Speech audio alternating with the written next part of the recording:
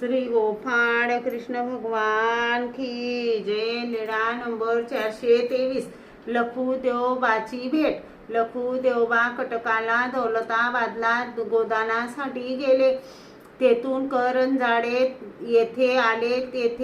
तेथे सामकोसाला भेटले। सामकोसा लखुदेवबाचे पाय धुत होती। तेव्हा लखुदेवबाने सामकोसाला विचारले, आई, सध्या आबाईसाच्या नागदेवाचे वाईट उद्यम काही ऐकण्यात येत नाही। तेव्हा सामकोसाने सांगितले, अरे तुला माहीत नाही, त्याने ते सर्वच सोडले।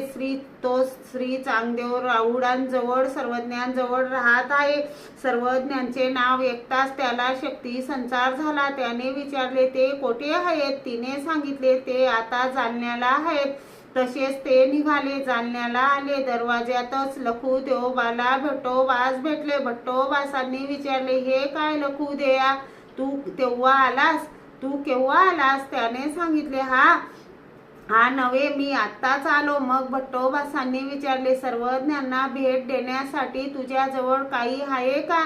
त्याने सांगितले, काही नाही। तसेच दोघे बाजारात गेले। तेथे पाने व सुपारी घेतली। सर्वज्ञांच्या दर्शनाला आले तेव्हा सर्वज्ञ उजवीकडील पडवीत बसले होते। लखुदेवबाने सर्वज्ञांना पाहिले आणि पूर्वी जो शक्तीचा संचार झालेला होता तो अधिक झाला। त्यामुळे पाने सुपारी सर्वज्ञांपुढे भेट देताना विखुरली। मग भट्टोबासांनी ती बरोबर ठेवली। लखुदेवबा सर्वज्ञांजवळ बसले। थोडा वेळ होते, मग शक्ती संचार आकर्षिला। सर्वज्ञांनी त्याला विचारले, आमच्याबद्दल तुम्ही ऐकले आहे की आम्हाला पूर्वी कोठे पाहिले होते? त्याने सांगितले, जी ऐकले।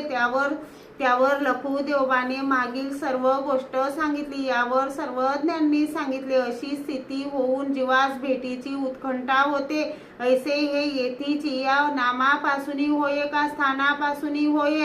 तेव्हा बाईसाने विचारले, बाबा, स्थानापासून वेध होतो तो कसा?